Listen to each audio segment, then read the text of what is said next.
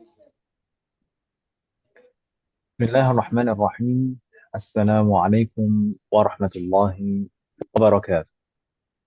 Waalaikumsalam warahmatullahi Waalaikumsalam wabarakatuh. warahmatullahi wabarakatuh. الحمد لله البر الجواد الذي جلت نعمه عن الإحصاء بالأعداد، المان باللطف والإرشاد، الهادي إلى سبيل الرشاد، الموفق للتفقه في الدين، من لطف به واختاره من العباد. أحمده أبلغ حمد وأكمله وأزكاه وأشمله، وأشهد أن لا إله إلا الله الواحد الغفار، وأشهد أن محمدا عبده ورسوله المصطفى المختار، صلى الله وسلم عليه وزاده فضلا وشرفا لديه. أسأل الله أن يفقهنا في الدين، وأن يعلمنا ما ينفعنا، وأن ينفعنا ما علمنا، وأن يزيدنا علما نافعا وعملا صالحا، إنه ولي ذلك والقادر عليه. وبعد، الحمد لله الذي بنعمته تتم الصالحات.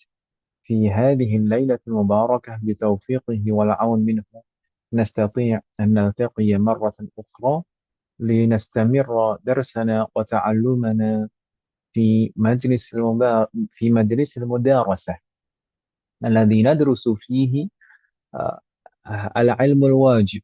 وكنا درسنا في هذه الفترة كتاب سلم التوفيق، ووصلنا إلى مبحث الفقه، أو بالضبط كنا وصلنا إلى مبحث ما يحرم للمحدث. فقال الله جميعا، أليس كذلك أمهات؟ بلى. Balat.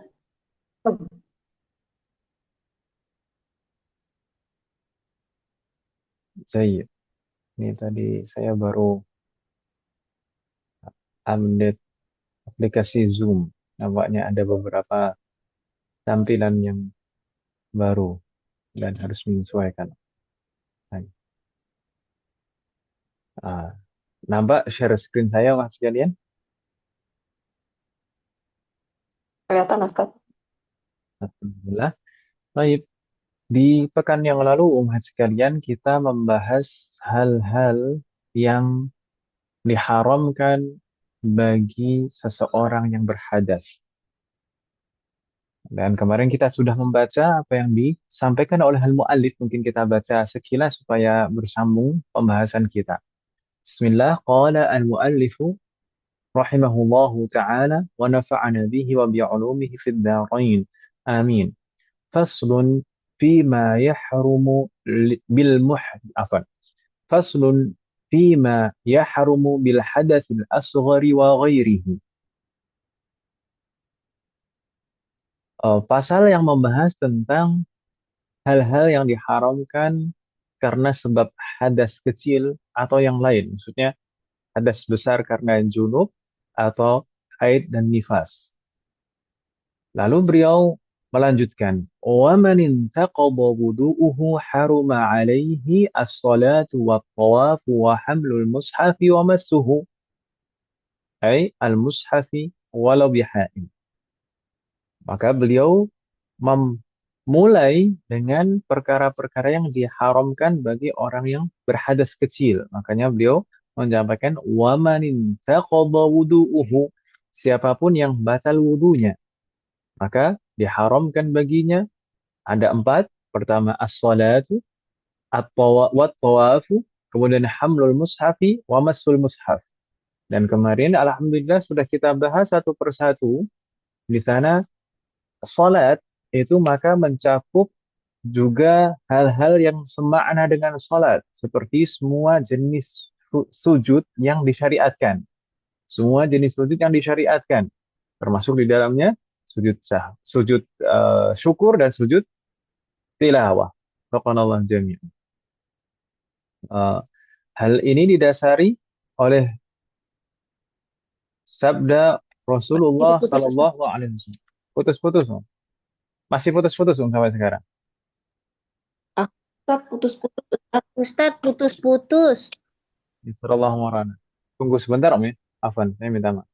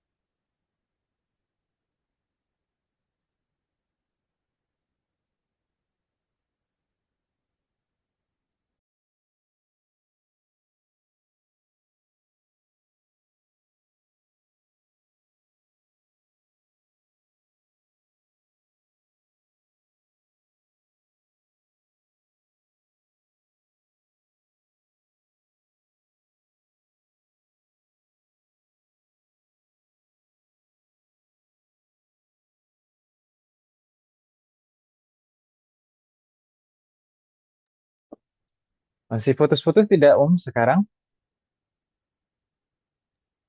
Halo? Ustadz, Aman, Sudah lancar, Tidak putus-putus? lancar. udah Aman, Ustaz. Alhamdulillah. Baik, tadi kita bahas di antara hal-hal yang diharamkan bagi seseorang yang berhadas kecil ketika batal wudhunya, maka pertama yang diharamkan adalah sholat. Dan kemarin kita bahas juga diharamkan perkara-perkara yang semakna dengan sholat. Seperti apa? Sujud, semua jenis sujud. Masuk di dalamnya sujud syukur dan sujud tilawah.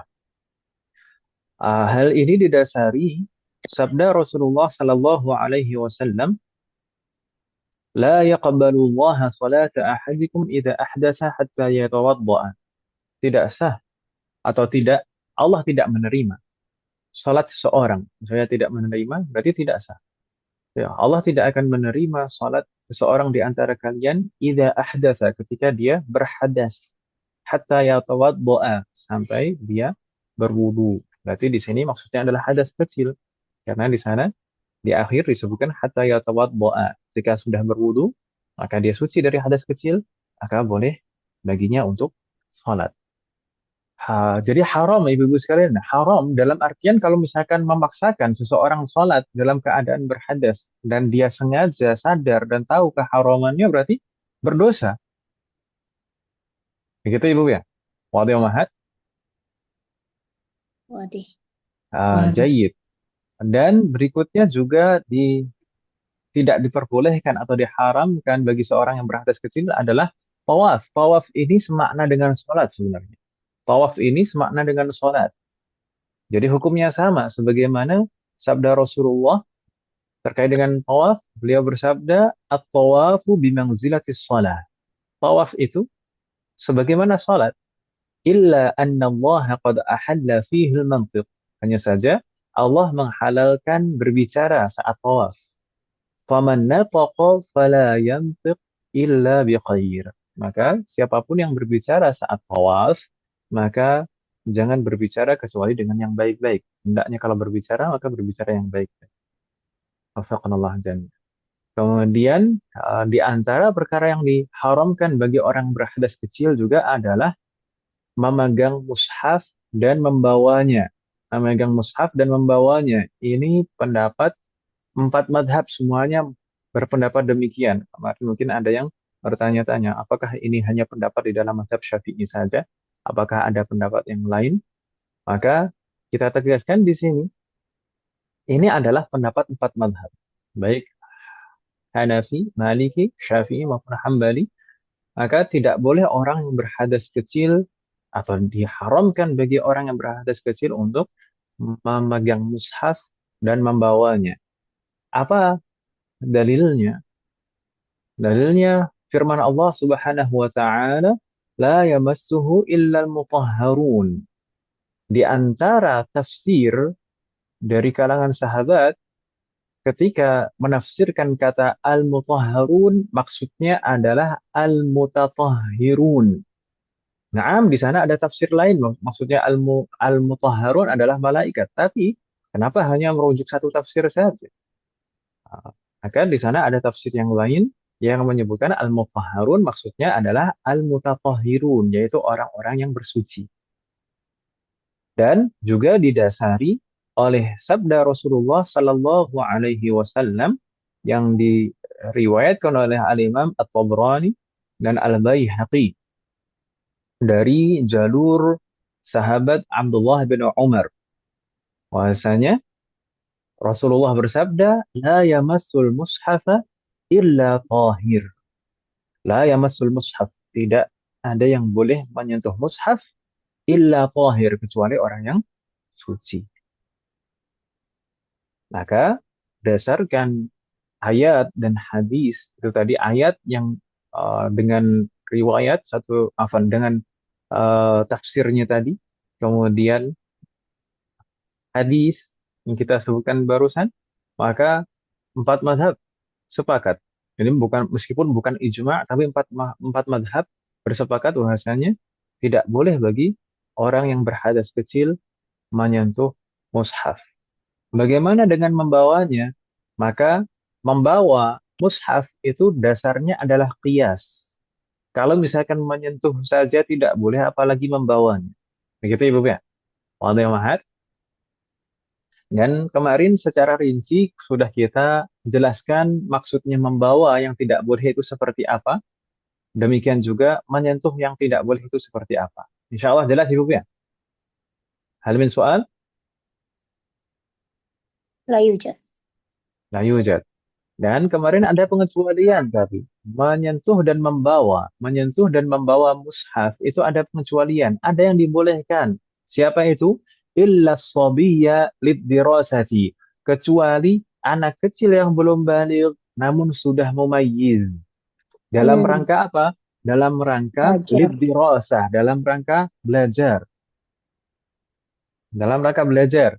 Anak kecil yang sudah mumayyiz Ibu ya, harus sudah mumayyiz, karena memberikan mushaf kepada anak kecil yang belum mumayyiz itu hukumnya haram sebagaimana dinukil oleh para ulama. Di antara yang menuturkan adalah penulis kitab Qurratul Ain, beliau menyebutkan wa yahrumu tamkinu ghairil mumayyizi min nahwi mushaf, dan diharamkan bagi kita orang dewasa memberikan izin kepada anak kecil ghairu mumayyiz, yang belum mumayyiz, untuk memegang mushaf dan tentu membawa. Faqalahu jami'an. Tapi kalau anak kecil sudah mumayyiz dan dalam rangka mempelajarinya, fayajuzu tamkinuhu, maka boleh bagi kita untuk mengizinkannya. Mengizinkan untuk apa? Untuk membawa dan memegang. Meskipun anak kecil tersebut dalam keadaan berhadas kecil. Gitu ya Ibu ya? Insya Allah jelas Ibu ya? Hal min soal? La yujad. Baik, in kana laisa ladaikunna soal, kalau tidak ada pertanyaan masih kalian, oh ya, kita belajar bukan kelas bahasa Arab. Kalau tidak ada pertanyaan, kita lanjutkan masih kalian. Wa 'alal junubi. Adapun orang yang dalam keadaan junub, afan.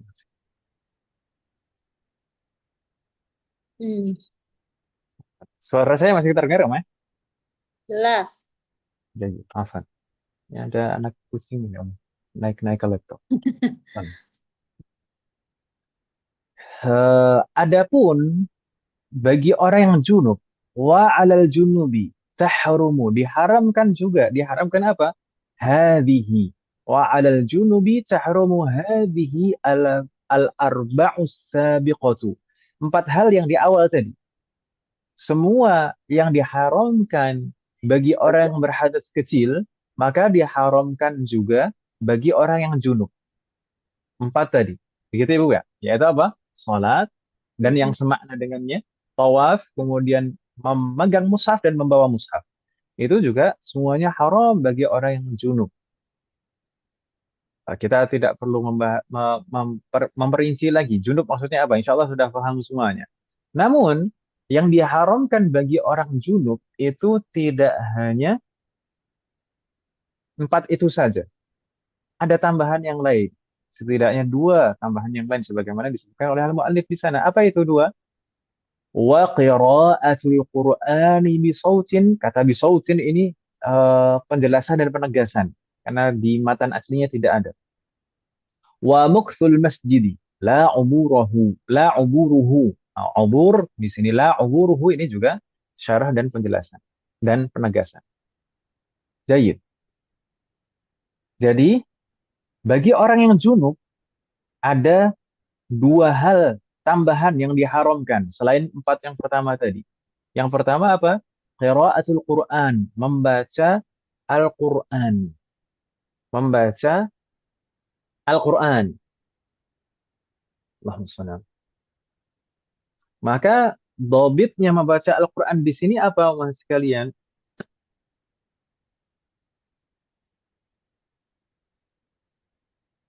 Membaca Maksudnya, Al-Quran, jadi ini kita perlu pahami dan ini akan berlaku untuk amalan-amalan lisan. Akan berlaku untuk amalan-amalan lisan, bukan hanya untuk membaca Al-Quran. Amalan-amalan lisan itu di antara syarat syarat itu dinilai sebagai amalan lisan itu apa? Pertama harus bitalafud.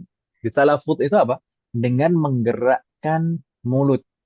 Dengan menggerakkan mulut. Itu pertama. Kemudian apa yang kedua? Bisautin. Atau kadang-kadang para ulama yang lain menggunakan istilah hatta yusmi'a nafsahu. Sampai keluar suara yang terdengar oleh dirinya sendiri. Yusmi'a nafsahu. Sampai dirinya sendiri bisa mendengar suara tersebut. Jadi, ibadah-ibadah lisan itu diharuskan dua itu tadi setidaknya. Yaitu menggerakkan mulut dan keluar suara sampai bisa didengar oleh telinganya sendiri. Paling minim. Itu nanti akan berlaku misalkan untuk rukun-rukun qauli di dalam sholat. Rukun-rukun yang berupa rukun bacaan di dalam sholat. Rukun bacaan di dalam sholat itu hanya dua. Apa mahasiswa sekalian? Bukan dua. Yang di sana ada tambahan lagi. Di sana apa mahasiswa sekalian? Qauliyah. Eh, Rukun qauli di dalam sholat itu adalah Al-Fatihah. Fatihah. Kemudian tasyahud akhir. Kemudian salawat saat tasyahud akhir. Kemudian salam. Diwakil kan ya? Gimana? Oh, enggak. Oh ya, takbiratul ihram. Dimulai dengan takbiratul ihram. Takbiratul ihram, kemudian uh, Al-Fatihah. Al-Fatihah, kemudian tasyahud akhir, Tasyahud akhir. salawat setelah tasyahud akhir, kemudian salam. 5 Ibu ya? Mm-mm. 5 itu rukun qauli. Maka itu semuanya harus seperti itu juga. Harus ada gerakan mulut dan harus ada suara minimal didengar oleh dirinya sendiri. Maka itu baru dianggap qiraah. Kalau konteks yang kita bahas di sini, qiraatul Quran. Maka itu baru dianggap sebagai bacaan Al-Quran kalau kita menggerakkan mulut kita dan keluar suara sampai terdengar oleh kita sendiri. Begitu ya, Bu ya? Kalau misalkan seseorang membaca di dalam hati. Kalau seandainya seseorang membaca di dalam hati. Orang dalam keadaan junub membaca Al-Quran di dalam hati. Boleh atau tidak? Junub. Ya, Pak. Orang junub kemudian membaca Al-Quran di dalam hati. Tidak tidak menggerakkan mulut dan tidak ada keluar suara. Kan Boleh katanya tidak? ibadah lisan, Pan. Ya, berarti boleh atau tidak? Enggak ya? Orang junub jawabannya boleh. Oh, boleh. Kenapa? Kenapa kok nggak boleh? Kan dia tidak membaca. Oh, iya. Membaca itu di dalam hati itu bukan membaca, namanya membacin itu. Iya, ngebatin. Ah, kalau membaca itu harus ada gerakan mulut dan harus ada suara kan tadi gitu Om ya. Mm-mm. Berarti kalau membatin di dalam hati itu tidak masalah. Gitu ya Bu ya. Demikian juga kalau misalkan hanya menggerakkan mulut tanpa ada suara yang bisa didengar oleh dirinya sendiri minimal. Maka itu juga tidak masalah, hanya menggerakkan mulut saja. Menggerakkan mulut hanya hamasat, hanya desisan-desisan gitu saja. Tidak sampai terdengar oleh telinganya sendiri apa yang dibacanya. Maka itu juga tidak masalah. Wadih wahad? Halo? Hmm, iya. Bentar Ustaz, masih bingung maksudnya gimana? Kalau misalkan bacanya Quran itu bagian dari zikir kayak pagi sore sebelum tidur itu. Pelan-pelan. Memang kita belum selesai pembahasannya. Jadi Oh iya. Hmm, gini wahai sekalian, ini tadi dinilai sebagai bacaan Al-Quran jika menggerakkan mulut dan keluar suara sampai terdengar oleh telinganya sendiri. Gitu ya Bu ya. Kemudian di sini konteksnya adalah bacaan Al-Quran dengan niat membaca Al-Quran.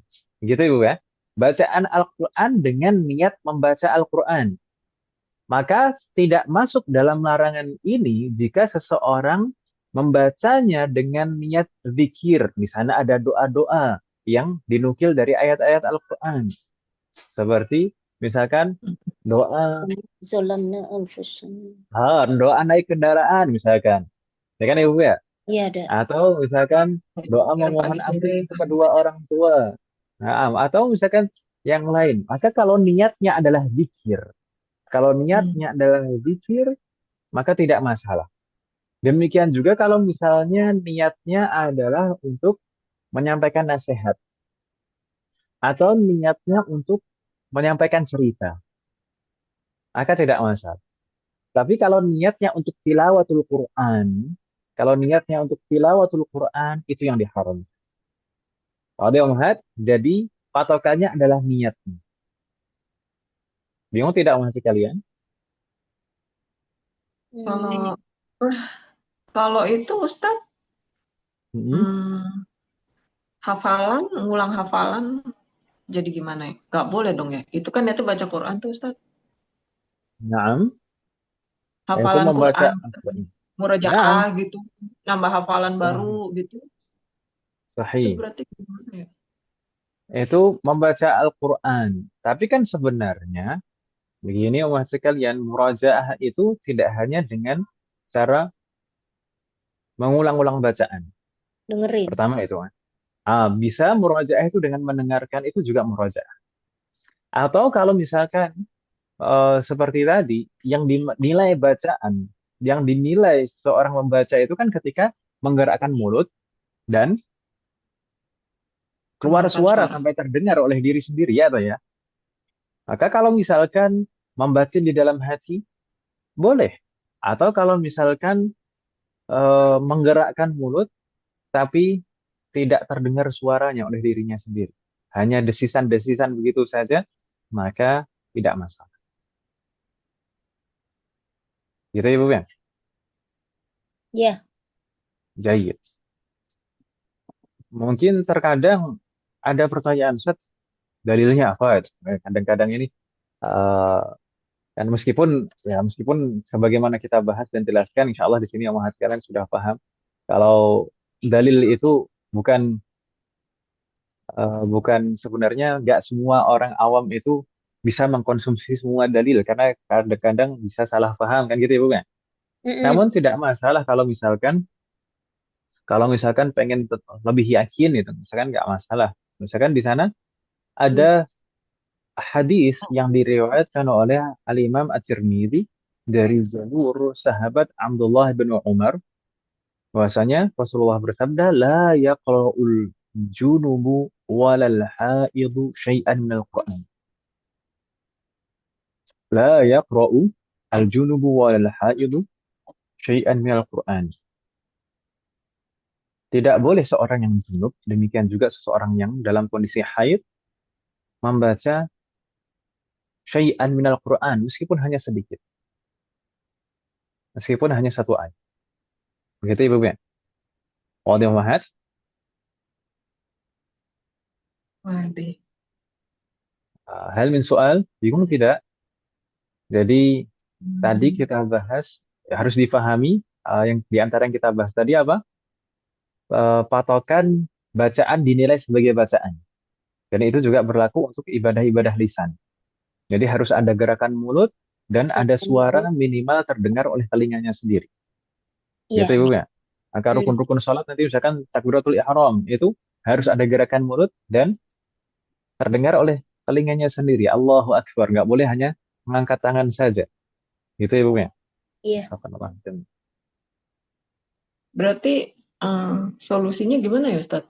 Kalau eh, misalkan kalau kita lagi head gitu ya Ustadz, kan Nah, misalnya 7 hari, berarti kalau mau nambah hafalan gimana? Nggak usah pakai suara aja gitu, umi doang mulutnya.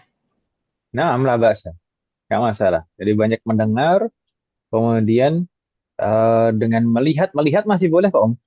Melihat mushaf boleh Om. Maksudnya kalau misalkan nggak menyentuhnya, nggak menyentuh mushaf, melihat boleh.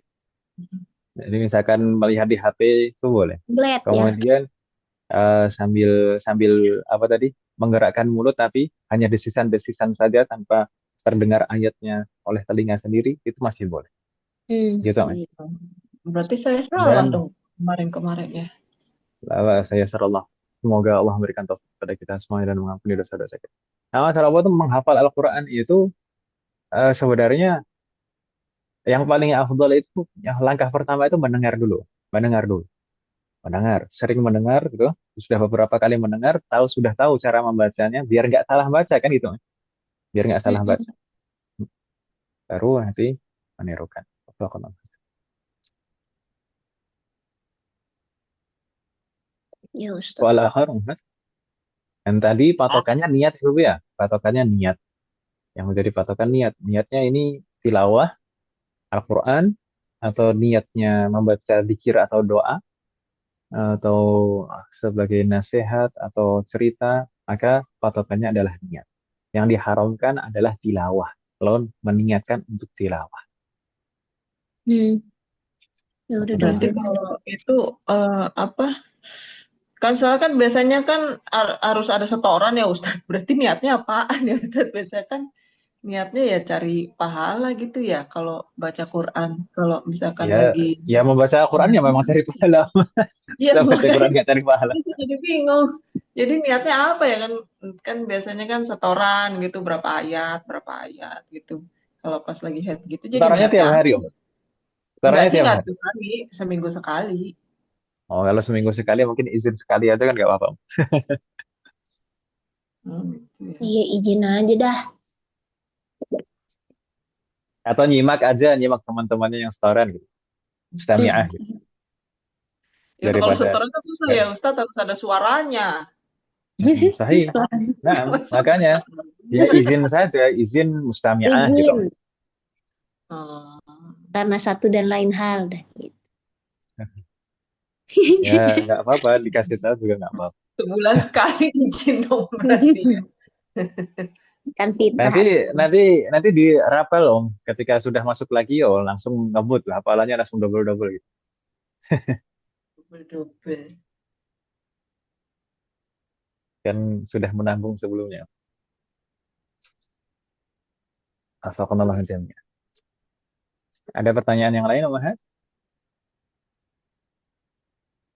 Kalau itu Ustadz minta tolong yang dalilnya yang tadi itu yang Ustadz sebut boleh ya Ustadz dikirim ke grup. Boleh. Mm-mm. Insya Allah. Jadi, nah, tadi dari Ibu Umar la yaqra'ul junubu syai'an minal Qur'an. Atau Oh dalam enggak. riwayat Tirmidzi juga al-haid. Insya Allah nanti saya kirimkan. Jadi terkait dengan hadis, mahasiswa sekalian, perlu difahami juga sebagaimana pernah kita bahas dahulu saat membahas pengantar ilmu fikih. Terkadang itu memang ada perbedaan pendapat, itu sebabnya apa? Sebabnya di antara sebabnya adalah disebabkan perbedaan dalam menilai kekuatan dalil.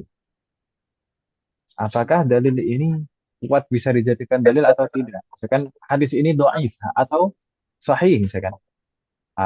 Dari perbedaan menilai sahih tidaknya hadis itu akan timbul juga perbedaan pendapat dalam menyimpulkan hukum. Gitu ya, Bu ya. Wafaqanallah jami'an. Iya, iya Baik. berarti ya Allah loh, kemarin-kemarin baca ya. Salah walaupun dari tablet. Mm-mm. Iya sama Bu, saya juga gitu. Jadi Iya, kalau lagi lihat dari HP gitu. iya dari HP kan katanya pernah dengar apa kitanya yang salah memahami ucapan. Kan mungkin dulu yang dibahas kalau me- memegang dan membawa. Kalau memegang dan membawa nggak masalah. Ya kan, Bu ya? Ya, atau ya?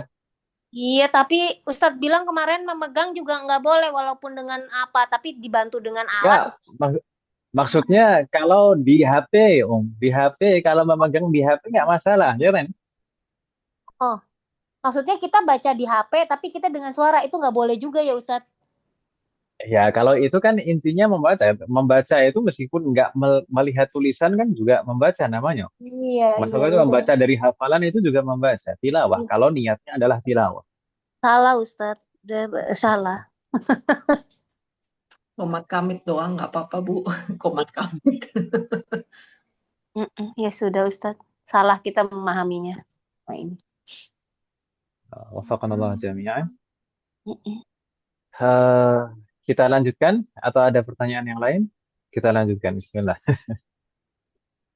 Iya. Hal yang keenam berarti yang diharamkan juga bagi orang yang junub. Keenam kan Ibu ya?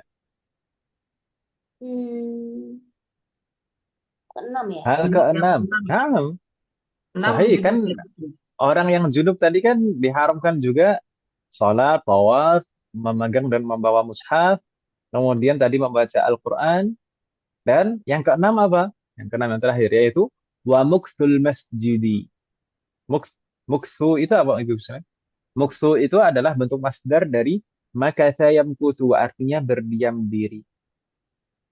Naam, tidak boleh bagi orang yang junub berdiam diri di masjid. Al-mukthu fil masjidi. Baik, berdiam diri ini kadarnya seberapa? Kadar berdiam diri ini seberapa lama, umat sekalian? Sehingga bisa dikatakan berdiam diri di dalam masjid. Hmm. Yang kedua tadi apa? Hmm. Kadar al-mukthu fil masjid itu adalah kadar tumak ninah. Oh, ya, Tumak ya, ninah. benar. Kadar tumak ninah itu seberapa lagi, Itu ibu Bu nggak sekalian? usah pakai diintip gitu. Sama dengan yang jauh. Jangan terlalu dekat. Iya sih. Oh, ini nampaknya lupa pakai mikrofon. Astagfirullah.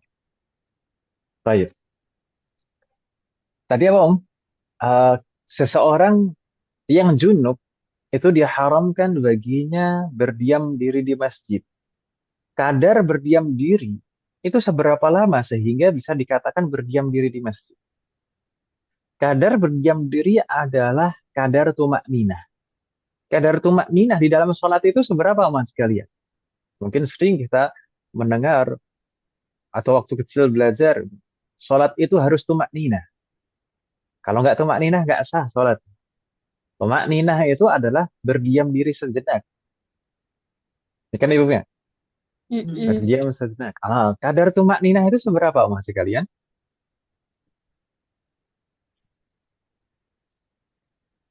Berarti yang- Belum ada yang tahu. Oh, yang Kadar tumak ninah itu adalah selama kita bisa mengucapkan subhanallah. Itu sudah tumak ninah. Jadi kalau misalkan ruku sudah cukup untuk mengucapkan subhanallah, kemudian i'tidal, maka itu sudah tumak ninah. I'tidal cukup untuk mengucapkan subhanallah, kemudian sujud, maka itu sudah tumak ninah. Nggak lama berarti. Tumak ninah itu tidak lama berarti. Ya kan Ibu ya? Wadih Hmm. Muhammad? Iya. Naam. Oke. Kalau seseorang berdiam, seorang junub tadi ya, seseorang yang dalam kondisi junub, kemudian berdiam diri di masjid, kadarnya adalah kadar tumak ninah subhanallah, maka haram bagian berdosa. Gitu Ibu ya? Namun tidak diharamkan baginya uburul masjid. Makanya di sana ada keterangan di dalam kurung la uburuhu. Berbeda halnya dengan uburul masjid. Uburul masjid itu bagaimana? Hanya sekedar lewat. Kalau Hmm. hanya sekedar lewat, lewat itu maksudnya seperti misalkan kalau lewat dari pintu sebelah mana? Pintu sebelah selatan kemudian nyebrang ke pintu sebelah utara, misalkan seperti itu ya. Lewat, hanya lewat begitu saja. Maka tidak masalah seperti itu tidak haram. Namun berbeda juga halnya dengan mondar-mandir. Mondar-mandir itu hukumnya sama seperti muks. At-taraddud fil masjidi kal muksi fihi. Jadi mondar-mandir di masjid itu hukumnya sama seperti berdiam diri di masjid. Makanya kalau kita dulu membahas i'tikaf itu tidak harus duduk diam gitu atau berdiam di satu tempat saja, tidak. Misalkan berjalan di dalam masjid, mondar-mandir di dalam masjid dengan niat i'tikaf itu sudah sah i'tikaf. Maka demikian juga di sini, mondar-mandir di masjid kalau dalam keadaan junub maka juga haram juga. Wadih Wahad? Ih, Berarti Ah, lewatnya itu maksudnya lewat melintas di dalam masjid gitu ya? melintas, sahih, melintas itu nggak masalah. Umurul masjid atau melintas, berjalan begitu saja, maka tidak masalah, boleh. Kecuali mungkin kalau dalam keadaan terpaksa dan kepepet, ibu sekalian. Terpaksa dan kepepet. Misalkan bagaimana? Orang banjir. misalkan tidur di dalam masjid. Tidur di dalam masjid, kemudian mungkin takmirnya nggak tahu, akhirnya dikunci masjid dari luar. Nah, qadarullah ternyata ketika tidur di dalam masjid itu ternyata junub misalkan, mimpi, janabah, ya. Akhirnya nggak bisa keluar, itu kan terpaksa. Nggak masalah kalau seperti itu. Begitu Ibu ya? Ya, Kalau dia mahal, baik. Wade. Oke. Mm-mm. Allahumma sholli. Ini dasarnya apa? Dalilnya apa? Kalau misalkan ada yang tanya dalil misalnya. Maka dalilnya adalah firman Allah Subhanahu wa taala yang pertama ya, dari Al-Qur'an firman Allah Subhanahu wa taala wala junuban illa 'abiri sabilin. Dimulai dari ya ayyuhalladzina amanu idza la taqrabus salata wa antum sukara hatta ta'lamu ma taqulun. La Anissa. taqrabus salata, janganlah kalian mendekati salat. La taqrabus salata wa antum sukara, sedangkan kalian dalam keadaan mabuk. Mabuk. Hatta ta'lamu ma taqulun, sampai kalian sadar. Sadar patokannya apa? Sampai tahu apa yang kalian ucapkan. Hatta ta'lamu ma taqulun. Lanjutannya bagaimana? Wala junuban illa 'abiri sabilin. Kalau umat sekalian ada mushaf tarjamah mungkin bisa dibuka. Maka dia di sana biasanya ada tarjamah tafsiriyah. Karena memang tarjamah Al-Quran itu nggak bisa tarjamah kata per kata. Tarjamah di sana didasari tafsir. Maka di sana biasanya tarjamah itu ada tambahan kata.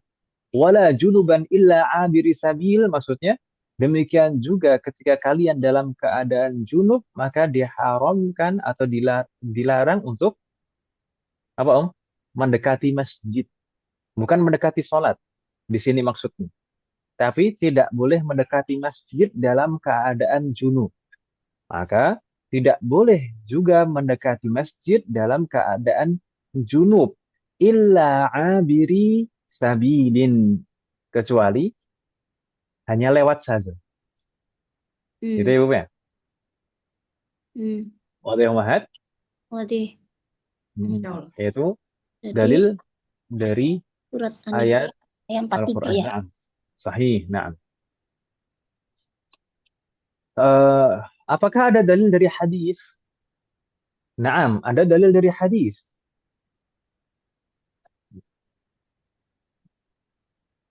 Naam, Hmm. yaitu hadis yang diriwayatkan oleh Abu Dawud dari jalur Ibunda Aisyah radhiyallahu anha. Bahwasanya beliau menuturkan qala Rasulullah sallallahu alaihi wasallam. Rasulullah sallallahu alaihi wasallam bersabda, "Inni la uhillul masjida li haidin wala junubin." Sesungguhnya aku tidak menghalalkan masjid bagi haid, bagi orang yang sedang haid, wala junubin, dan juga bagi orang yang junub. Afaqallahu azim.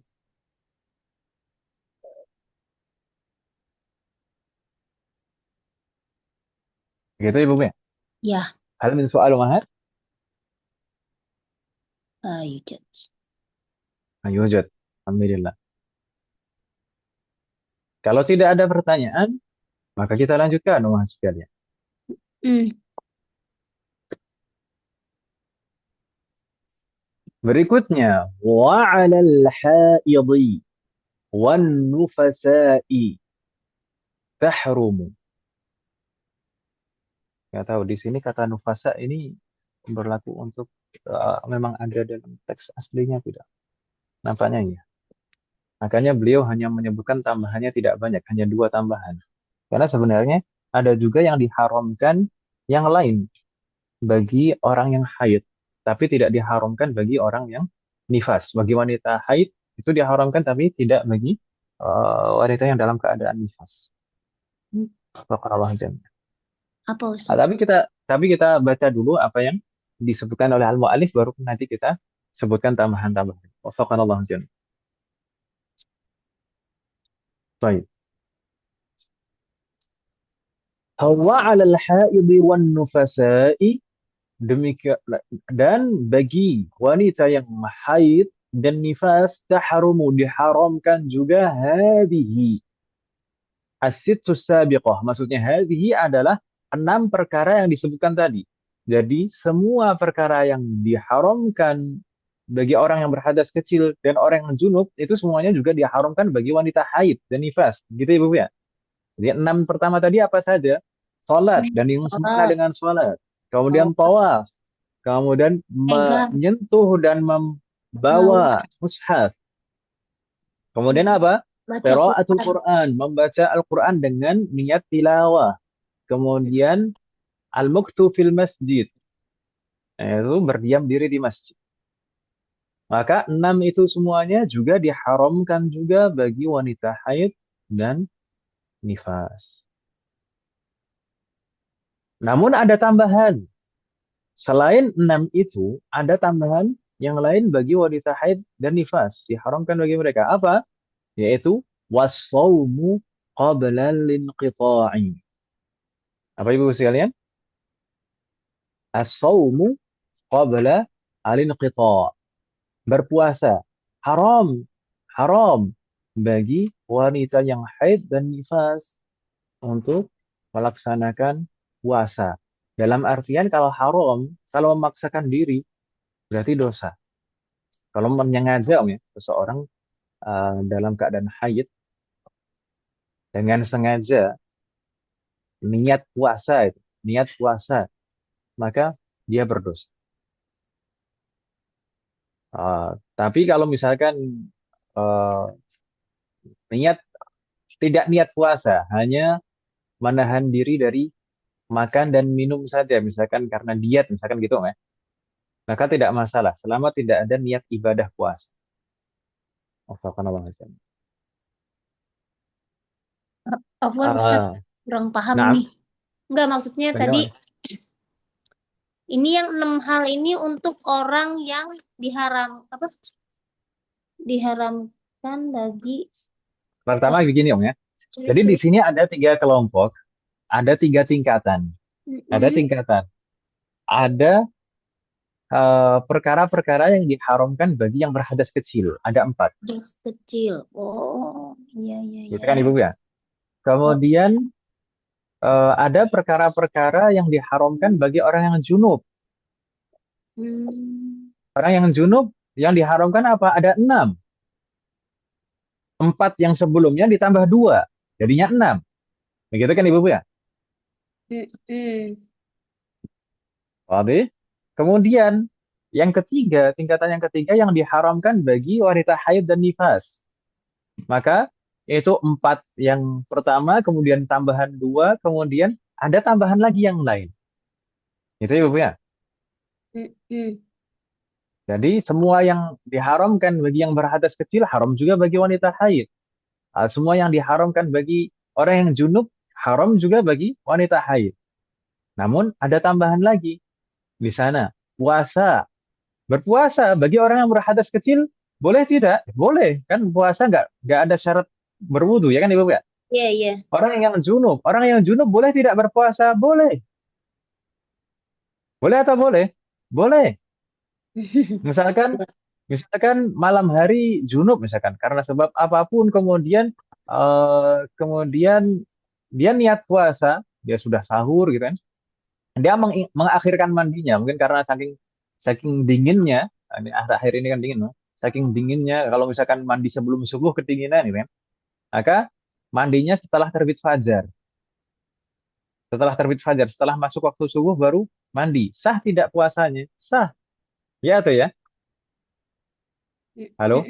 Sah, sah. Nah, nah, maka berpuasa itu tidak diharamkan bagi yang zulum. Boleh.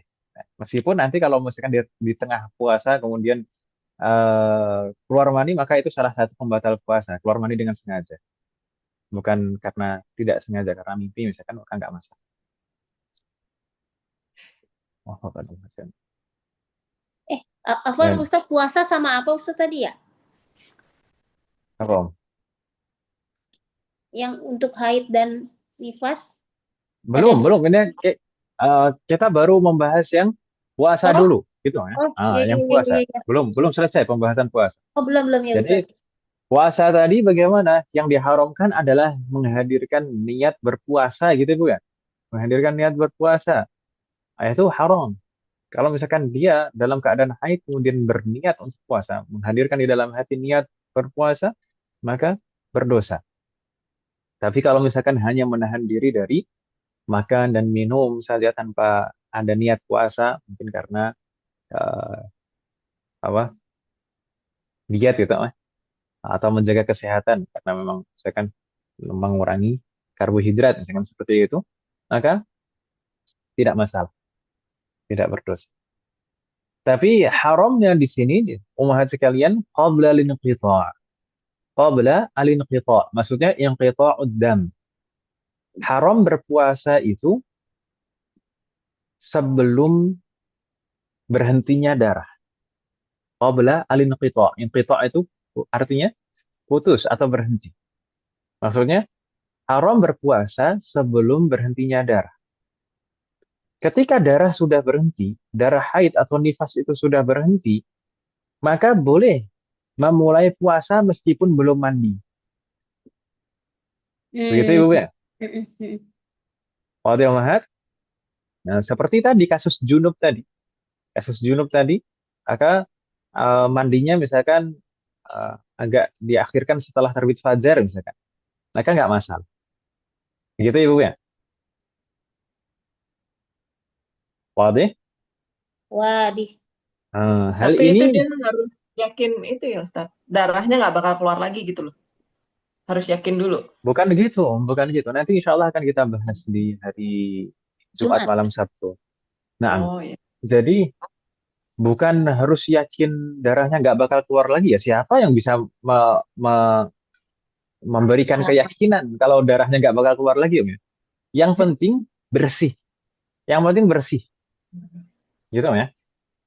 Yang penting bersih betul-betul nggak ada darah, nggak ada kuning-kuning, nggak ada coklat-coklat, nggak ada garis benang merah, gitu Om ya. Itu Ya. bersih. Maka ketika sudah bersih dari darah seperti itu, maka boleh menghadirkan niat puasa. Gitu Ibu ya. Mm, mm. Meskipun kalau misalkan ternyata nanti di siangnya atau besoknya ternyata keluar darah lagi, baru itu nanti ternyata kita baru tahu bahwasanya itu masih haid ternyata. Maka tapi nggak masalah ketika sudah bersih, kemudian kita mulai berpuasa nggak masalah. Kalau misalkan nanti ternyata keluar darah lagi ya berarti batalin puasanya gitu Om ya. Mm, mm. Nanti akan ada pembahasan insya Allah at-tuhuru baina al-haidatain. Jadi betul-betul bersih di antara dua darah, di antara masa-masa haid itu kadang-kadang di sela-selanya itu betul-betul bersih gitu. Ternyata keluar kuning lagi atau keluar coklat lagi gitu. Mm. Oke. Maka kita tidak bisa betul-betul memastikan apakah itu masih haid atau enggak, apakah itu masih haid, kecuali ya betul-betul setelah keluar darah lagi. Maka kalau misalkan sudah betul-betul bersih ya sudah bersuci saja dan lakukan ibadah sebagaimana mestinya. Kalau ternyata keluar darah lagi ya baru itu jelas kalau itu masih haid. Begitu Ibu ya. Wadih Mahat. Waduh. Fakanallah jannah. Ada pertanyaan lagi Mahat? Afwan Ustadz, izin pertanyaan Ustadz. Naam. Tafadhali Bu. Eh Afwan Ustadz, kalau misalnya saya kan sebagai orang awam Ustadz, Ya, kita semuanya orang awam. nggak Ustadz, beda Ustadz. Nah itu kalau saya mengikuti mazhabnya Imam Maliki yang membolehkan membaca Al-Quran ketika haid untuk menguatkan hafalan gitu Ustadz. Nah itu apakah saya berdosa Ustadz? Jazakumullah Boleh, khairan. tapi jazakallah khairan katsiran. Jazakallah khairan juga atas pertanyaannya. Jawabannya boleh, tapi harus dengan melaksanakan ketentuan-ketentuan di dalam mazhab Maliki.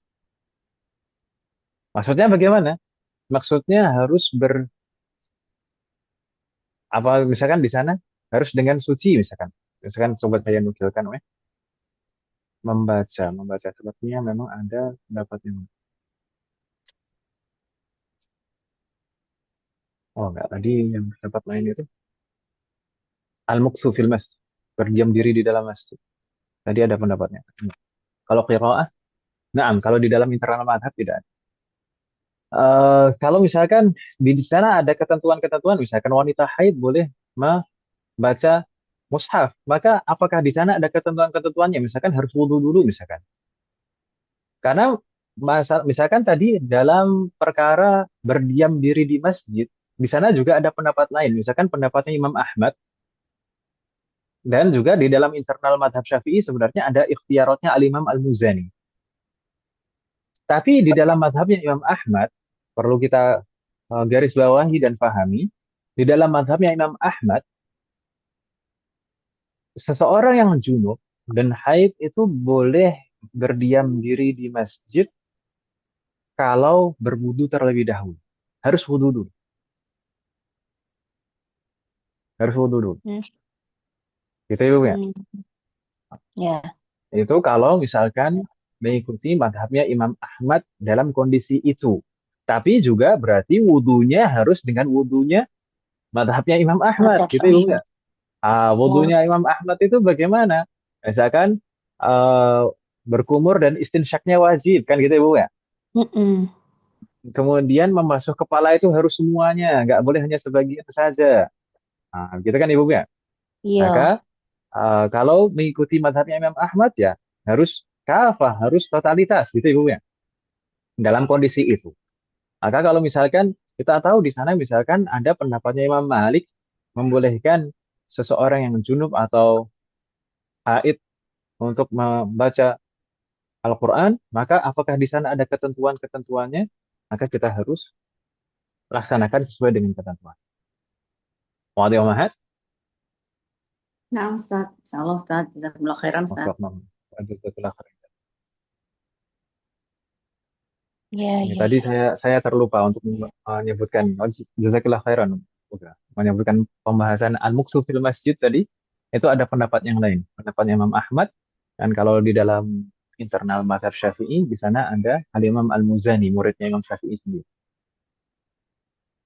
yaitu membolehkan berdiam diri di masjid. Tapi kalau mazhabnya Imam Ahmad disyaratkan itu tadi harus wudu, Harus wudu. gitu.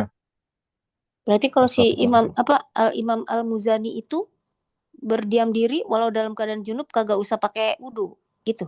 Berarti dengan tata cara mazhab Syafi'i nggak ada nggak pakai wudu, nggak pakai wudu. Nggak pakai wudu, jadi nggak apa-apa. Nah, Itu bukan yang karena kekunci tadi kan, bukan ya? Bukan, Oh bukan. Ini iya. memang ikhtiarnya Al-Imam Al-Muzani. Kalau misalkan mau mengikuti Al-Imam Al-Muzani juga nggak masalah. Beliau muridnya Al-Imam Asy-Syafi'i Mm-mm. langsung. Bahkan Al-Imam Asy-Syafi'i ketika menyebutkan Al-Imam Al-Muzani, Al-Imam Asy-Syafi'i mengatakan Al-Muzani nasiru madhabi. Uh, orang yang memperjuangkan madhabku gitu. Mhm. Ya udah. Masalah. Beliau Itu ulama. apa Ustaz?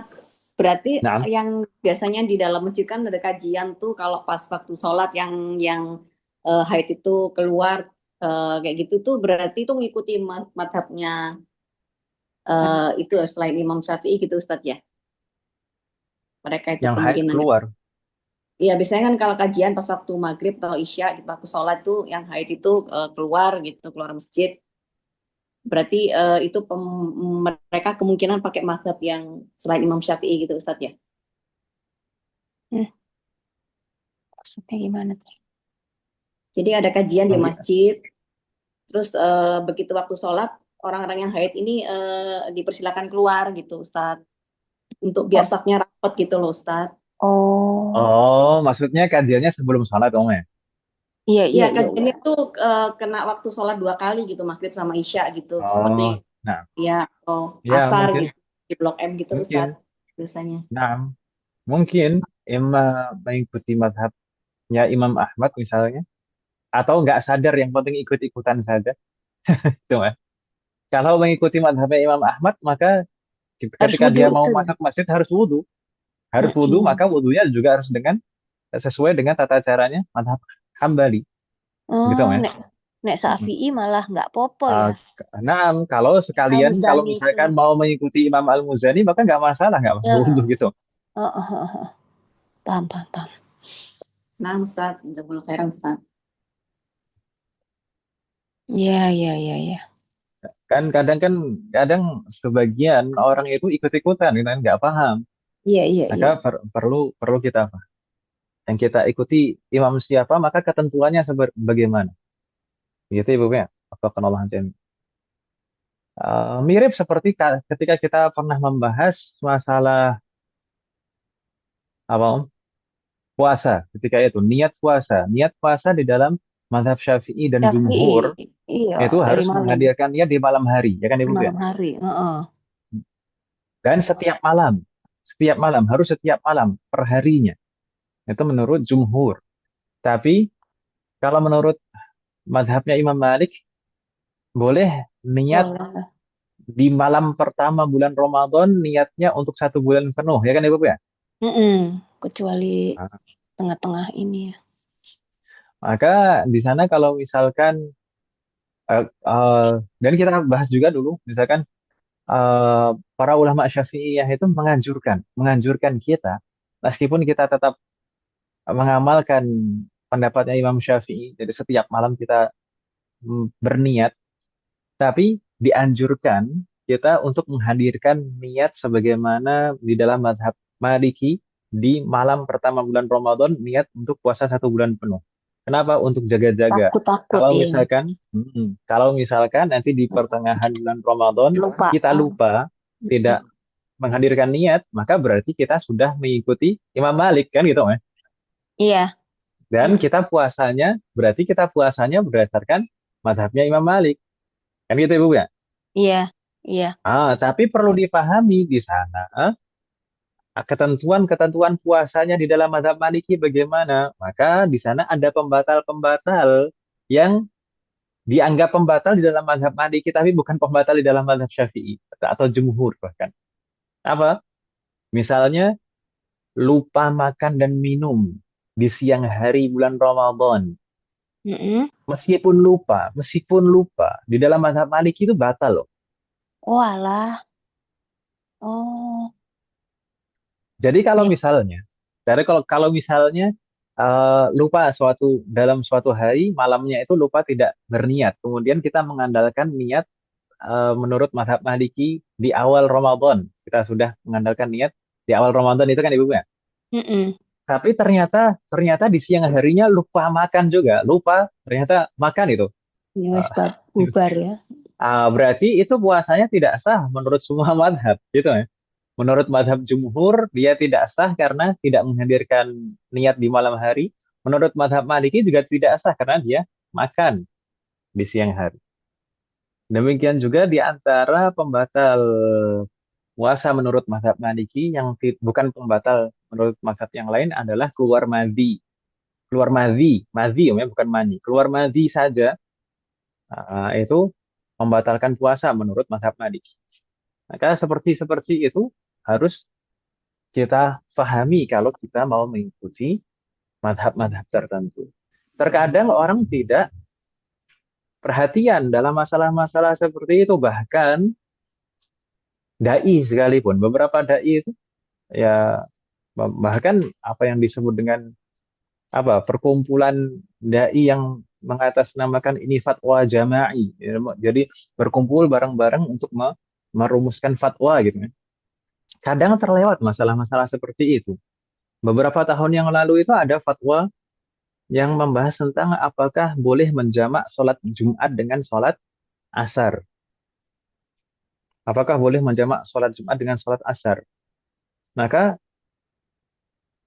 ya di sana ada pendapat yang mengatakan tidak boleh. Ada pendapat yang mengatakan boleh. Itu pendapatnya jumhur, termasuk di dalam mazhab Syafi'i itu boleh. Hmm. Kemudian di dalam fatwa itu di Indonesia ini ya, di Indonesia saya baca fatwa. Di sana akhirnya kesimpulan fatwa terakhirnya itu mengikuti pendapat jumhur dan Syafi'iyah. Jadi boleh menjamak Jumat, sholat Jumat dan sholat asar. Sayangnya tidak disebutkan ketentuan-ketentuannya di sana. Di antara ketentuannya di sana, jamaknya yang boleh itu hanya jamak takdim. Hmm. Karena sholat Jumat itu nggak boleh dikeluarkan dari waktunya, kan gitu.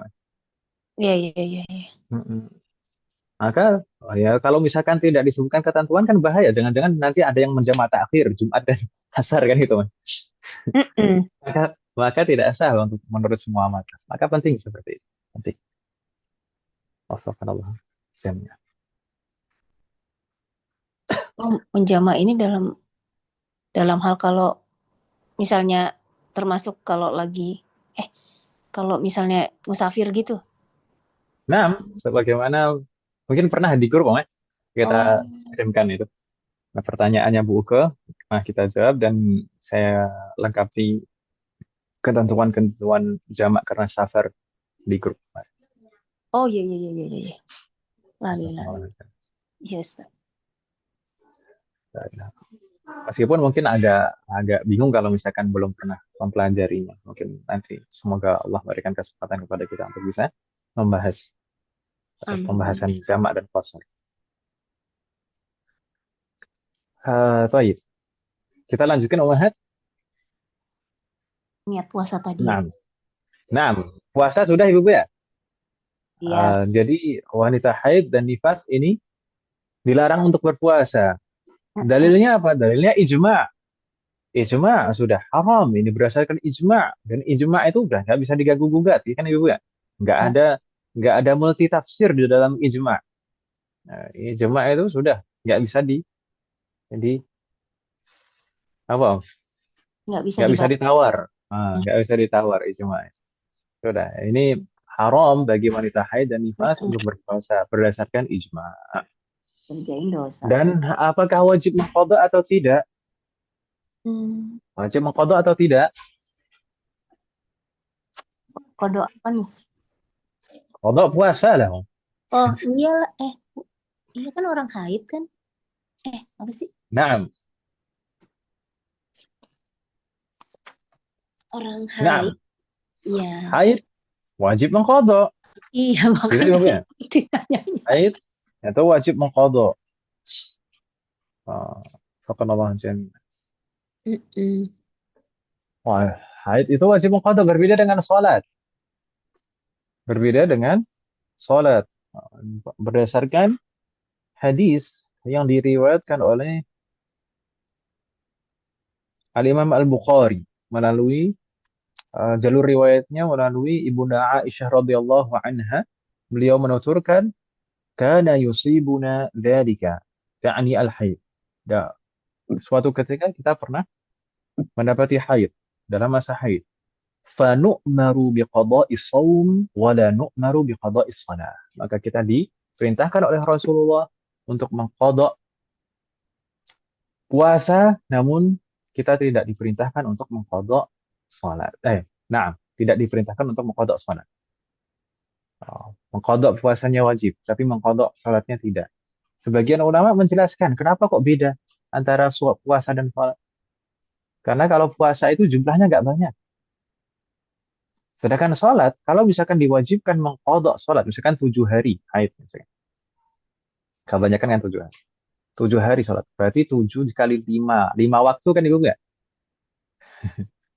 Sudah banyak sekali. Ya atau ya? Iya. Faqrallah jami'an. Maka di sana ada masyaqqah. Kalau misalkan mengqadha sholat itu ada masyaqqah, ada berat. Susah untuk dilaksanakan. Berbeda kan puasa. Puasa jumlahnya tidak banyak. Faqrallah jami'an. Hal min soal? La yujad. Lanjut. Kalau tidak ada pertanyaan, kita lanjutkan umat sekalian.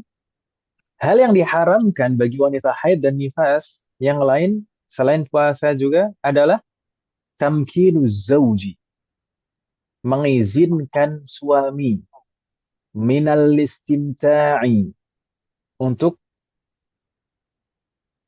bersenang-senang. Meskipun di sini sebagian ulama tidak menggunakan istilah al-istimta'. Biasanya menggunakan istilah al-mubasyarah. Karena al-istimta' itu umum sekali. Al-istimta' itu, ya kalau diartikan, ya bersenang-senang, sahih. Tapi maksudnya bersenang-senang di sini tidak betul-betul umum. Karena istimta', bersenang-senang atau menikmati itu karena dengan cara melihat itu juga bisa, ya kan Ibu? Maka di sana melihat itu tidak diharamkan. Melihat itu tidak diharamkan. Yang diharamkan adalah al-mubasyarah. Al-mubasyarah itu maksudnya apa? Iltiqa'ul basyaratain. Pertemuan kulit dengan kulit. Begitu Ibu ya? Wadih Mahat? Halo? Ya, Ustadz. Naam. Tamkinu az-zawji minal istimta'. Maksudnya minal mubasyarah. Tidak boleh bagi wanita haid dan nifas mengizinkan suaminya untuk berhubungan badan, bertemu kulit dengan kulit. Apakah di semua area? Tidak. Bima baina surratiha wa rukbatiha, yaitu pada area antara surrah, yaitu pusar, wa rukbah, lutut. Pada area di antara pusar dan lutut, maka itu tidak boleh disentuh. Tidak boleh bertemu kulit dengan kulit. Kalau bertemu kulit dengan kulit saja tidak boleh, apalagi jima. Begitu Ibu ya? Waduh Mahat? Waduh. Makanya di sana ada keterangan di dalam kurung. Bil jima'i walau bihail wal lamsi bila hail walau bila syahwah. Yang dilarang berarti di situ mencakup jima. Jima itu sampai dukhul walau bila hail, meskipun walau bihail, meskipun hubungan jima'nya itu dengan tidak bersentuhan secara langsung.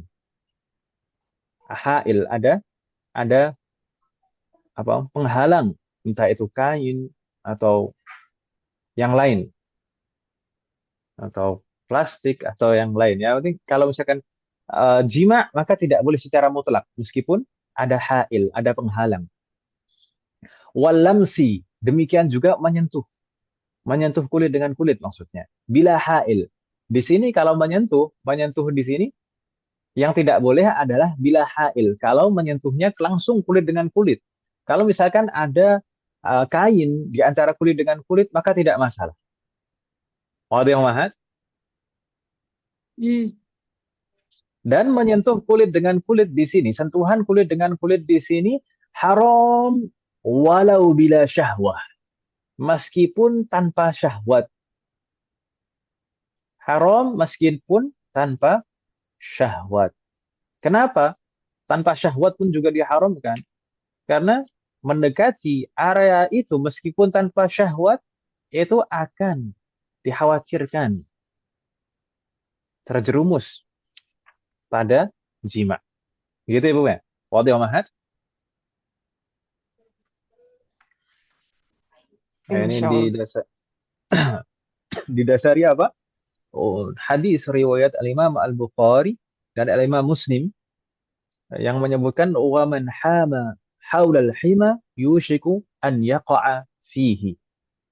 Siapapun yang mendekati area-area terlarang, maka dikhawatirkan akan terjerumus ke area terlarang itu. Gitu Ibu ya. Wafaqanallahu jami'an. Allahumma shalli ala Muhammad. Insya Allah bisa dipahami Ibu ya. Jadi nggak boleh bersentuhan kulit dengan kulit tanpa penghalang pada area ini antara pusat dan Naam. lutut. Naam, sahih. Apalagi jima gitu ya. Apalagi jima, sahih. Ya. Kalau tadi yang bersentuhan kulit dengan kulit meskipun tanpa syahwat, tadi hadisnya jelas Ibu ya. Meskipun sebenarnya di sana ada hadis yang lebih jelas terkait dengan larangan ini. Larangan menyentuh area yang kita sebutkan tadi antara pusar dan lutut saat wanita haid dan nifas, yaitu hadis Rasulullah SAW ketika beliau bersabda, yang diriwayatkan oleh Imam Muslim, isna'u kulla syai'in illa nikah. Ketika ditanya terkait dengan wanita haid, maka Rasulullah menjawab, isna'u kulla syai'in illa nikah. Silahkan perbuat apapun juga kecuali nikah. Maksudnya nikah di sini adalah jima, Ibu ya. Maksudnya nikah di sini adalah jima. Dan hadis ini dijelaskan lagi oleh hadis yang lain, yaitu ketika Rasulullah juga ditanya tentang apa yang dihalalkan bagi seorang laki-laki saat istrinya haid, maka beliau menjawab, ma fauqal izar. Ma fauqal izar. Yaitu area di atas izar. Izar itu apa Ibu sekalian? Lutut. Izar itu adalah pakaian bagian bawah.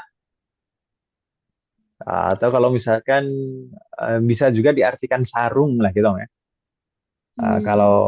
Kalau misalkan orang pakai sarung batasannya apa? Biasanya pusar kan Ibu ya? Nah, berarti yang dihalalkan itu adalah area di atasnya, di atas pusar. Gitu Ibu ya. Wadih Mahat. Wadih. Ya, itu. Kemudian larangan ini umat sekalian kapan berlaku? Kalau larangan untuk berpuasa tadi kan larangannya berlaku kapan? Ketika darahnya belum berhenti. Kalau sudah berhenti darahnya maka boleh berpuasa. Tapi kalau larangan yang ini tadi, tamkinu zaut, mengizinkan suami untuk bersentuhan tadi di area yang kita sebutkan tadi. Ini kapan berlaku? Qabla al-ghusli syar'i. Qabla al-ghusli syar'i. Sebelum mandi. Jadi patokannya bukan berhentinya darah kalau di sini. Perhatikan Ibu sekalian ya, hati-hati Ibu ya. Jadi patokannya di sini bukan berhentinya darah, tapi harus dua. Berhenti darah dan sudah mandi, baru boleh berhubungan suami istri. Kalau baru berhenti darah saja, misalkan, oh ini darahnya sudah berhenti, oh nanti mandinya sekalian gitu kan. Tidak boleh seperti itu. Haram, harus tobat Ibu sekalian. Maka harus berhenti darah dan mandi, baru boleh berhubungan suami istri. Wadih Mahat. Wadih Ustaz. Subhanallah. Kita tadi sempat ingin menyebutkan hal yang lain Ibu ya. Naam, sebenarnya ada hal yang lain yang belum disebutkan oleh al-mu'alif di sini yang juga dilarang bagi wanita haid dan nifas. Ini dua-duanya, haid dan nifas loh. Yaitu apa? Uburul masjidi in khifat talawuth. Uburul masjidi in khafat talwithahu. Nah, ini beberapa redaksi seperti itu. Yaitu berjalan melewati masjid. Berjalan saja Om ya. Kalau tadi kan berdiam diri, jelas. Kalau berdiam diri sudah kita bahas. Wanita haid dan nifas itu juga tidak boleh berjalan melewati masjid in khifat talwithahu. Jika khawatir akan mengotori masjid. Jika khawatir mengotori masjid karena darahnya, maka haram untuk sekedar lewat saja nggak boleh. Apalagi berdiam diri di masjid. Karena mengotori masjid dengan najis itu maksiat, kemaksiatan. Apalagi ini darah haid. Darah haid itu lebih parah lagi, ya kan Ibu ya? Iya, Jangankan mengotori dengan darah haid atau dengan najis.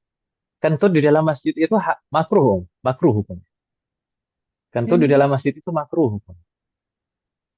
Apalagi di sini. Kalau sampai kalau khawatir, kalau misalkan selama ada kekhawatiran, meskipun hanya khawatir saja, tidak sampai betul-betul yakin, hanya khawatir mengotori masjid maka haram. Hanya sekedar lewat masjid saja haram, apalagi berdiam diri. Tapi kalau misalkan yakin aman, nggak bakal terkotori di sana masjid dengan darah, misalkan betul-betul aman dengan dibersihkan dan diatur di sana.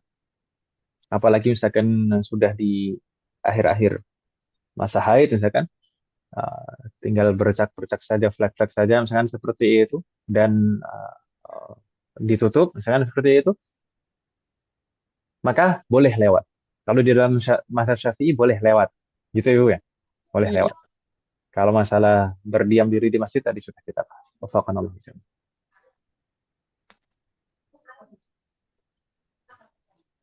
Nanti yang boleh masuk masjid harus yakin betul-betul jangan sampai mengotori masjid.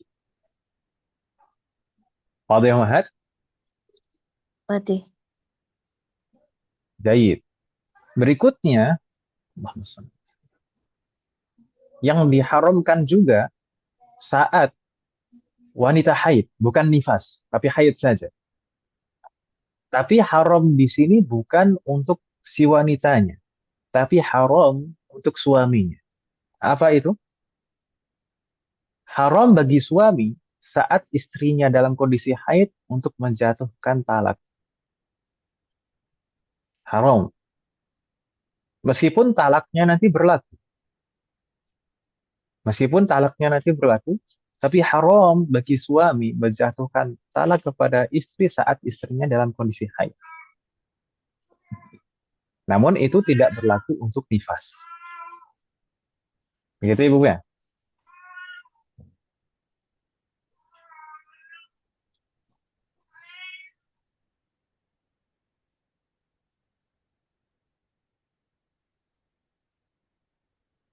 Wadih Mahat?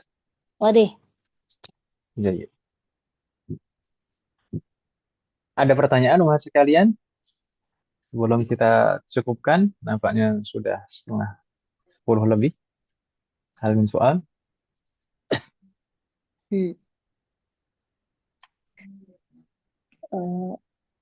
Ustadz Afwan, Ustadz, tapi di luar ini boleh sholat sih, tentang sholat. Bagaimana? Enggak, kalau misalnya sholat nih, misalnya suami jadi imam, terus istri makmum kan. Maksudnya sholat nih berjamaah, Nah, terus udah gitu rupanya tuh si imamnya nih kelupaan gitu loh.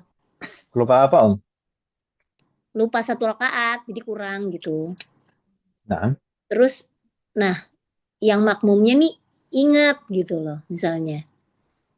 Terus pas abis salam gitu dia nerusin atau ngingetin suaminya dulu nyelesain sholat apa gimana ya? kalau imamnya salam, gini, di sana ada dua pilihan. Ada dua pilihan, niat mufaroqah. Niat mufaroqah berarti niat untuk sholat munfarid sendiri, untuk Mm-mm. menanggapi sholatnya. Mm-mm. Berarti sholat yang terakhir itu, rakaat terakhir itu, hitungannya bukan jamaah. Mm-mm. Atau mengikuti imam, tapi kemudian setelah salam kita ingatkan imam, kemudian kita ikuti imam saat imam melengkapinya. Karena ketika imam tahu kalau sholatnya kurang, maka selama jaraknya belum jauh secara waktu dan tempat, Mm. maka dia bisa melengkapinya langsung. Lengkap yang Oh. berdiri lagi, kemudian tambah satu rakaat berarti ingat tadi Om ya? Tambah Mm-mm. satu rakaat, Mm-mm. berarti makmum bisa mengikuti itu. Hmm. Ketika imam berdiri, makmum mengikutinya. Itu bahkan itu terjadi di masa Rasulullah. Ya, terkenal dengan sebutan hadithul ya apa? Dzul Yadain. Hadis Dzul Yadain. Karena di sana Iya. yang bertanya itu sahabat yang bertanya itu julukannya Dzul Yadain karena saking panjangnya tangannya sampai Mm. dijuluki Dzul Yadain. Jadi ketika selesai sholat sholat rubaiyah, sholat yang aslinya 4 rakaat, kemudian datang Dzul Yadain. Rasulullah kan bersender ke bagian samping masjid, teman. Bersender gitu. Selesai sholat Rasulullah bersender, kemudian datang Dzul Yadain bertanya kepada Rasulullah, "Aku siratis salatu am nasita?"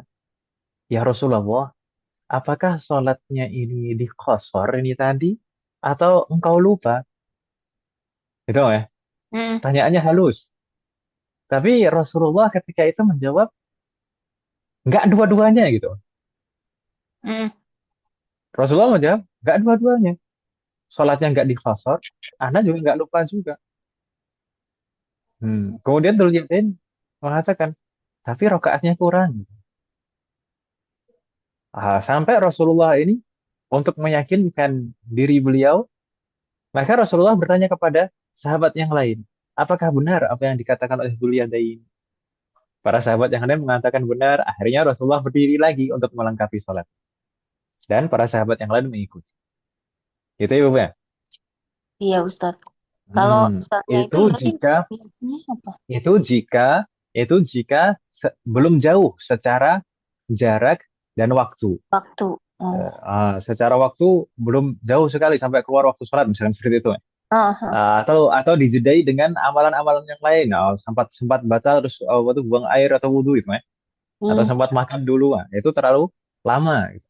Mm-mm. Atau misalkan sudah pulang dari masjid, nah itu sudah Iya. jauh. Itu ya, Bu, ya? Iya, iya, iya, Dari iya. awal lagi harusnya kalau sudah seperti itu. Oh, iya, iya, Ustadz. Tapi kalau masih belum jauh secara jarak dan waktu, maka bisa dilengkapi dan makmum bisa mengikuti imam untuk Itu melengkapinya. niatnya apa? Niat kekurangan gitu. Iya, niat melanjutkan sholatnya. Oh, ya udah. Oke, Ustadz. Nah, Jazakumullah subhanallah. khair. Jazakallah khair. Wa jazakallah khairan katsiran. Dan disunahkan sebelum salam untuk sujud sahwi. Sujud sahwi itu sunnah. Iya, Sujud iya. sahwi itu sunnah. Hukumnya sujud sahwi itu sunnah. Kecuali bagi makmum saat imamnya sujud sahwi, maka makmumnya wajib ikut sujud sahwi. Itu ya, Bu, ya. Oh, oh, iya, iya, iya. Untuk Kalau, mutaba'ah, namanya makmum harus ikut imam. iya betul-betul. Tapi kalau kita mengambil yang pilihan yang pertama, kita sendiri munfarid itu, kita nggak perlu sujud sahwi ya, karena kan kita ingat gitu. Iya. Tetap disunahkan sujud sahwi. Oh, tetap. Oh, iya, iya, Ustaz. Kenapa? Karena kekurangan sholatnya imam itu akan berdampak pada kekurangan sholatnya makmum. Hmm. Ketidaksempurnaan sholatnya imam itu akan berdampak pada ketidaksempurnaan sholatnya makmum. Nah, Ustaz. Barakallahu azim. Iya, Ustaz. Jadi kaedahnya itu khalalul makmum yatahammaluhul imam. Kekurangan sholatnya makmum itu ditanggung imam. Wa khalalul imam yatatarraqu lil makmum. Adapun kekurangan sholatnya imam itu akan berdampak pada kekurangan sholatnya makmum. Gitu Oh, ya. iya. Iya, Ustaz. Barakallahu azim. Jazakumullah khair. Alhamdulillah. Jazakallahu khair.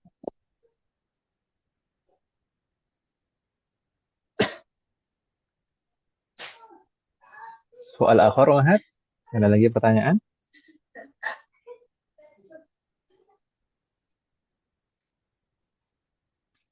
Nah, kenapa kok tadi harus melengkapi? Karena kekurangannya adalah rukun.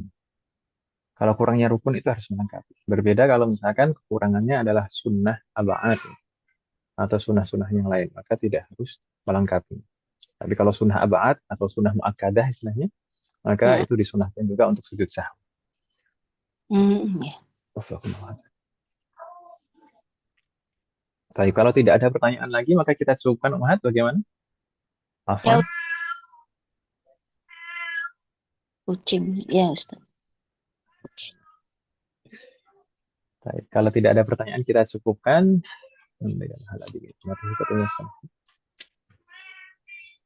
Semoga apa yang kita bahas dan pelajari malam hari ini bermanfaat dan barokah.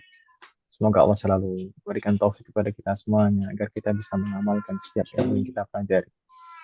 Semoga Allah selalu memberikan kemudahan, keberkahan, kesabaran, keistiqomahan, serta keikhlasan dalam proses belajar kita.